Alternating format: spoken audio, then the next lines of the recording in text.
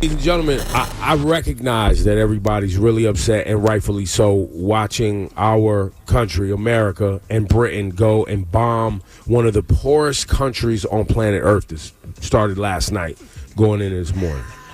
And that's terrible. We live in a nation that has a terrible history and a terrible president. And terrible presidents. Not what you want. It's not what you want. But if you just now realize that this is the nation you live in, you get this button. Congratulations, you played yourself. And I'm not saying you shouldn't be upset. I'm not saying you shouldn't be outspoken and tweeting and protesting and all. I'm not saying none of that. I just want to reemphasize that this is the country where we live. This is what we do for money. We beat on poor people. We do it in our country. We do it to citizens of our country. Imagine what we do to people who ain't even citizens. Now I know you're sitting in your car like, yo, we kick kids out of a school to give migrants shelter during the bad weather we just have. I mean, okay, we did something. I mean, well, no, and then people were mad at that. They were mad at that.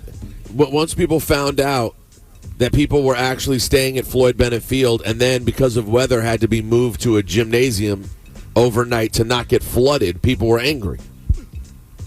So we're not exactly covered in glory right now. Nah. So hit the button on all of that.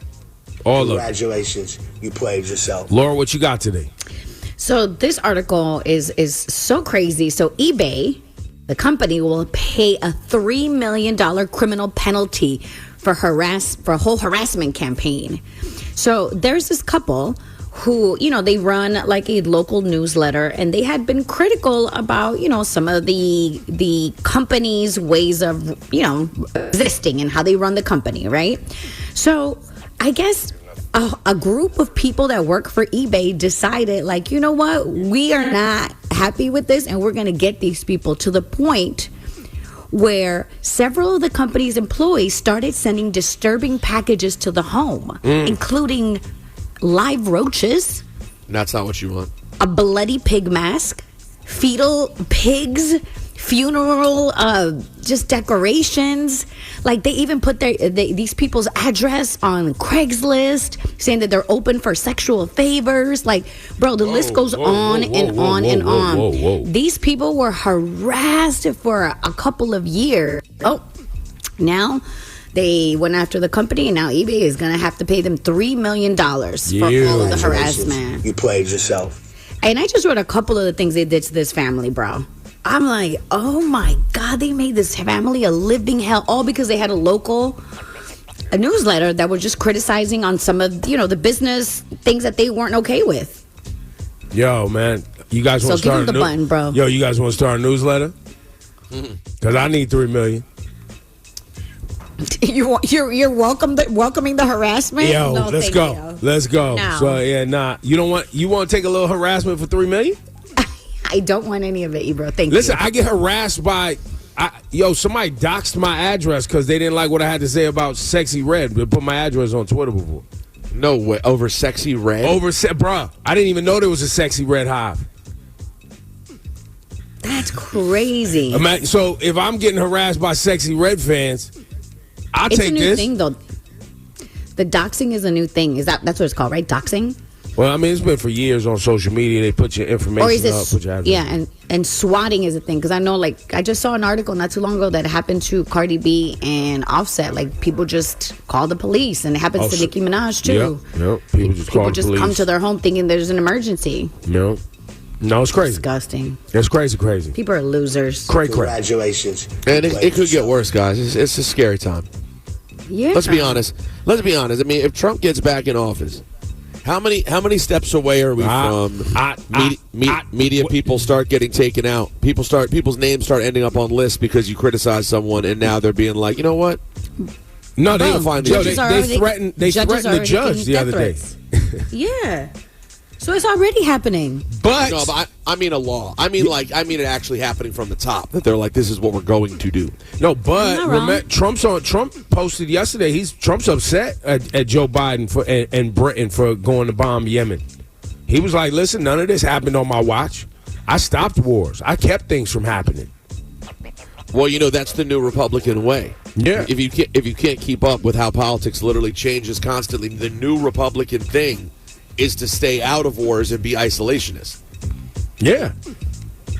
So that doesn't surprise me. Well, and you cozy up. You make sure you negotiate and cozy up to people that we know are insanos. Right. Kim Jong. Which Kim Jong is it? Kim Jong Un. Putin. Yeah. Cozy up to them all. The Taliban. Remember, the Taliban and Trump was homies. They wrote each other letters and all that. Speaking of former friends of Donald Trump, how is it that Netanyahu right now has a war that's still going, and supposedly the number of people killed is like 24,000, something like that. And Israel is also now on trial in The Hague. They're also now getting, so you're not winning the war. You're still stuck just killing people and having your own soldiers killed.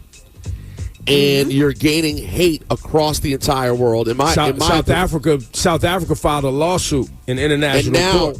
And now you're in the international court in the middle of a lawsuit with South Africa. And Netanyahu's only claim to fight that is that South Africa is like the legal arm of Hamas. Wait, what? This is not going well. South Africa is the legal arm of Hamas?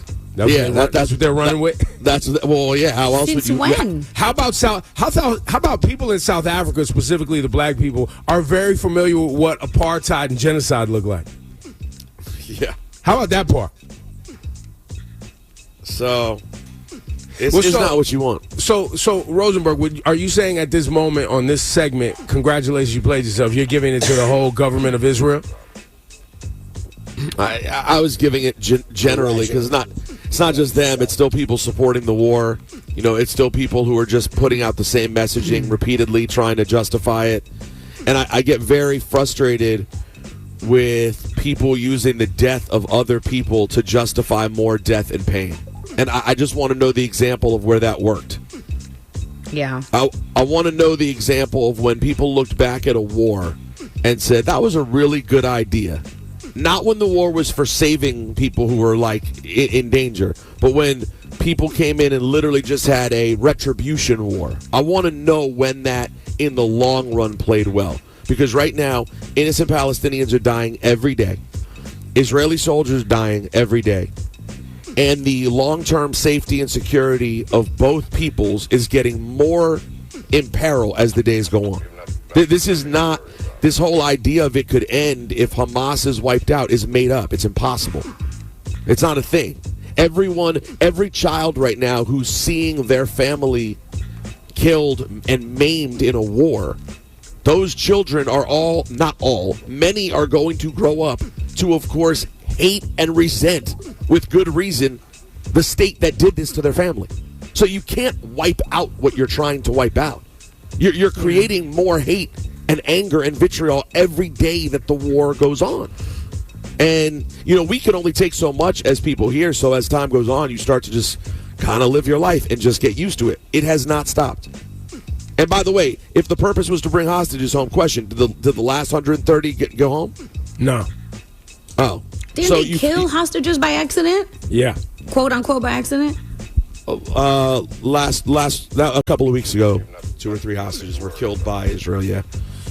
But I mean, it's not serving any purpose. You're not serving the purpose of getting the hostages home. You're not serving the purpose of securing your people. I don't know what the only thing that is being accomplished is that Benjamin Netanyahu and his cronies are staying out of the ire and attack of the justice system, because they know when the war stops, the investigations have to begin.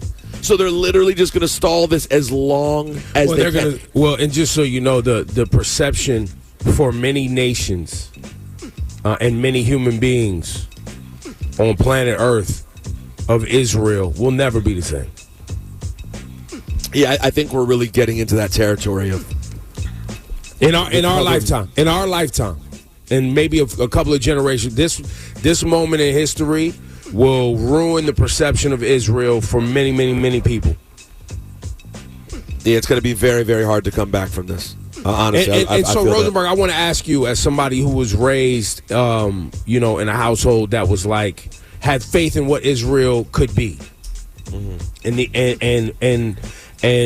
visiting there and having a place that represented the idea of never again, right? Like, because there's safety in that idea, right?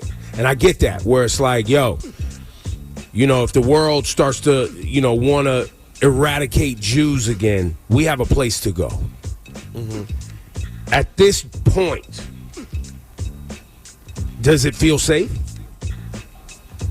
Do you feel safer? No, I would feel less safe. I mean, at this point, it's becoming this impetus for anti-Semitism. I mean, listen, and I'm not justifying crazed anti-Semitism that exists everywhere. There's no reason for people to hate a group of people. But the fact of the matter is, this war is only engendering more of it. It's Jews less safe. Right, but the twist is, right, so, and I guess, this happens in America, too, where people have a problem with Christianity because America represents to the world this Christian nation, even though there's tons of Muslims in there, but there's never been a Muslim president. There's never been a Jewish president. There's never been, Biden's the second Catholic president, or the first? The second. So predominantly a Christian-led nation, where the world sees us in a negative light because we move as if and do business based on religious interests as well as financial interests. Israel claims to represent Jews all over the world, but Jews all over the world don't necessarily claim Israel. Certainly not now. And certainly not now. So there's Jews, Rosenberg, you're one of them. My mom was one of them. Where it's just like, nah, bro. No, absolutely not. This is not what this was supposed to be. Well, and you're justifying. That's why so many people are out there saying, not in my name. Because, how dare you? How dare you commit atrocities? And you mean the government of Israel, you Netanyahu and his cronies, you Zionists who are, crazed religious lunatics. Yes, and I'm careful with the word Zionist because I think that word gets weaponized to mean many things. But yeah, really, I'm talking to Netanyahu and the government and the people who support this war. How dare you say that it's in the name of all Jews? You're using us. We are absolutely pawns in this game. And guys, just like on 9/11, when George Bush knew at that point he could go to war with Iraq and no one would say boo, Netanyahu has successfully convinced otherwise formerly somewhat progressive people to believe that this war is justified. He's using the blood of Israeli people to anger people enough to change their beliefs and support someone who, with better judgment, they know is a monster. We've seen this before. Ebro, don't you remember when the progressives in America, a lot of progressives after 9/11 were like, hey, listen, man, we just got to support Bush. Yeah. That was a very common refrain. We got to come together as a nation. That's why Israel yesterday just started another website for international use only, showing detailed photos from October 7th to the rest of the world. They never stop trying to use October 7th, the horror and pain of that day. They never stop trying to use it as a political tool to get people to agree with killing other people. It makes me sick. It makes me... You're going to use the pain that people already have to justify more pain for other people? And it's still happening, man, every day. And now we're bombing Yemen. Yeah, and I don't know enough about that to know what the real reasoning behind that is. I'm sure people will wait to do that, right? Well, the framing is the framing is that the Houthis, which are a faction down there that are a militarized faction in Yemen, are seizing ships to try to help the Palestinians. But is that really what it was? That's the frame. I'm not there. I don't know if you know this. I haven't been. You haven't? I haven't seen it firsthand, so I'm just reading the stories, man. Hit yourself with a bun. You know what I'm saying? I haven't been there firsthand. You played yourself. But, you know, it's one of the poorest nations on earth, and we dropped 70-something bombs last night. Yep, the U.S. and the U.K. Oh, and by the way, I just would like to note the reason the Middle East hasn't been at peace in a long time is because of Britain and America. Just know. Right, of course. Just know. It's been Britain and America the whole time. Hit that with the button. Congratulations, you played yourself.